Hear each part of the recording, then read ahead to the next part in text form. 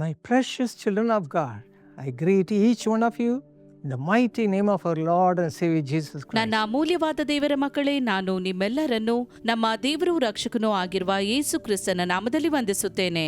Today, the verse is given to us for meditation is from Proverbs 21:21. ನಾವು ಈ ದಿನ ಧ್ಯಾನಿಸಲಿರುವ ವಚನವನ್ನು ಜ್ಞಾನೋಕ್ತಿಗಳು 21:21ನೇ ವಚನದಿಂದ ತೆಗೆದುಕೊಳ್ಳಲಾಗಿದೆ. It's a beautiful verse. ಇದೊಂದು ಸುಂದರವಾದ ವಚನವಾಗಿದೆ. It says, whoever pursues righteousness and love finds life, prosperity and honor. ವಾಕ್ಯವು ಹೇಳುತ್ತದೆ, ನೀತಿ ಕೃಪೆಗಳನ್ನು ಹುಡುಕುವವನು ನೀತಿ ಜೀವಕೀರ್ತಿಗಳನ್ನು ಪಡೆಯುವನು ಎಂದು. In what all the ways the Lord shall bless you. ದೇವರು ನಿಮ್ಮನ್ನು ಯಾವೆಲ್ಲ ರೀತಿಯಲ್ಲಿ ಆಶೀರ್ವದಿಸಬೇಕು.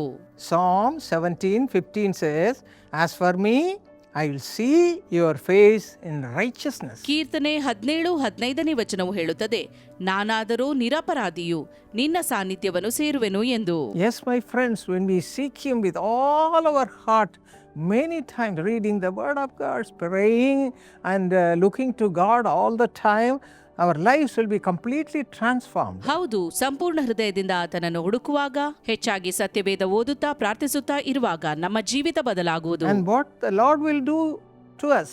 ಮತ್ತು ದೇವರು ನಮಗೆ ಏನು ಮಾಡುವನು? Isaiah 41:10, God says, I will uphold you with my righteous right hand.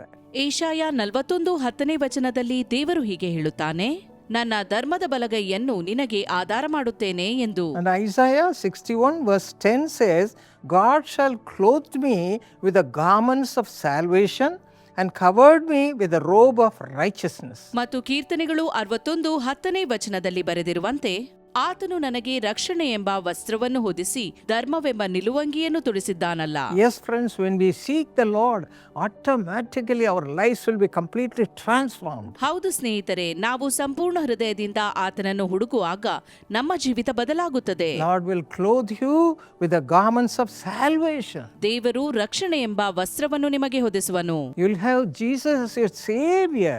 ನಿಮ್ಮ ರಕ್ಷಕನಾಗಿ ಯೇಸು ಇರುವನು. The Lord will make you the trees of righteousness. ನೀವು ನೀತಿಯ ವೃಕ್ಷಗಳಾಗುವಂತೆ ಕರ್ತನು ಮಾಡುವನು. The Lord's name shall be glorified through you. ದೇವರ ನಾಮವು ನಿಮ್ಮ ಮೂಲಕ ಮಹಿಮೆಗೊಳ್ಳುವುದು.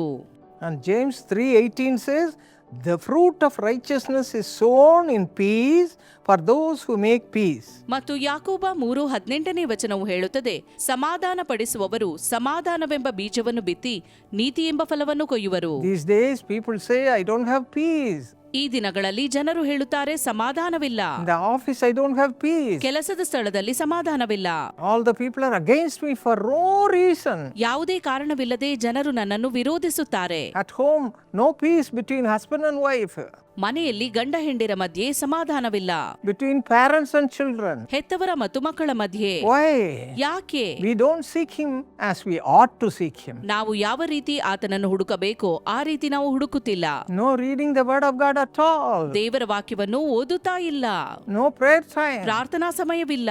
Just for name's sake we do that. ಹೆಸರಿಗೆ ಮಾತ್ರ ಎಲ್ಲವನ್ನೂ ಮಾಡುತ್ತೇವೆ. You'll be missing a great blessing, my precious children of God. ಅಮೂಲ್ಯವಾದ ದೇವರ ಮಕ್ಕಳೇ, ಒಂದು ದೊಡ್ಡ ಆಶೀರ್ವಾದವನ್ನು ಕಳಕೊಳ್ಳುತ್ತಿದ್ದೀರಿ. Hallelujah. Hallelujah. If you are sincerely seek Him, the Lord will bless you abundantly according to the Proverbs 21:21. ನೀವು ಪ್ರಾಮಾಣಿಕವಾಗಿ ದೇವರನ್ನು ಹುಡುಕುವುದಾದರೆ ಜ್ಞಾನೋಕ್ತಿ 21:21ರಲ್ಲಿ ಬರೆದಂತೆ ಆಶೀರ್ವಾದವನ್ನು ಪಡೆಯುವಿರಿ. First of all, the home will be a peaceful home. ಮೊದಲನೆಯದಾಗಿ ನಿಮ್ಮ ಮನೆ ಸಮಾಧಾನದ ಮನೆಯಾಗುವುದು. Everywhere peace. ಎಲ್ಲಾ ಕಡೆಯೂ ಸಮಾಧಾನ. Between husband and wife peace. ಗಂಡ ಹೆಂಡಿರ ಮಧ್ಯೆ ಸಮಾಧಾನ. Wherever you go peace. ಎಲ್ಲೇ ಹೋದರೂ ಸಮಾಧಾನ.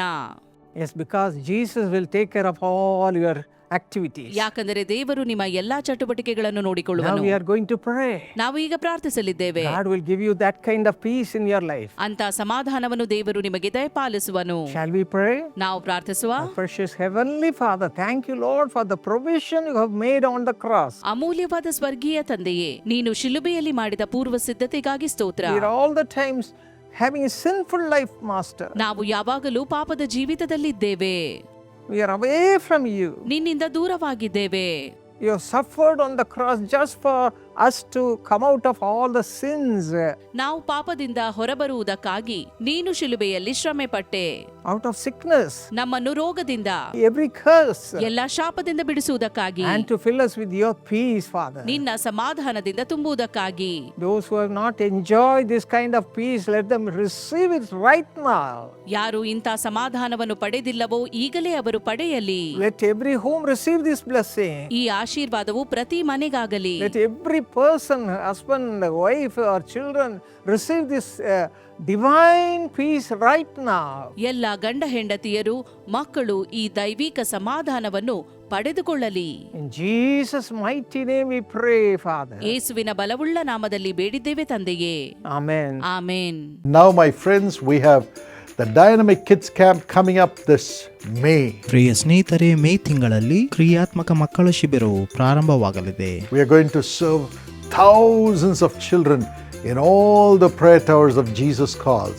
ಯೇಸು ಕರಿತಾನೆ ಪ್ರಾರ್ಥನಾ ಗೋಪುರದಲ್ಲಿ ಸಾವಿರಾರು ಮಕ್ಕಳ ಸೇವೆ ನಡೆಯಲಿದೆ.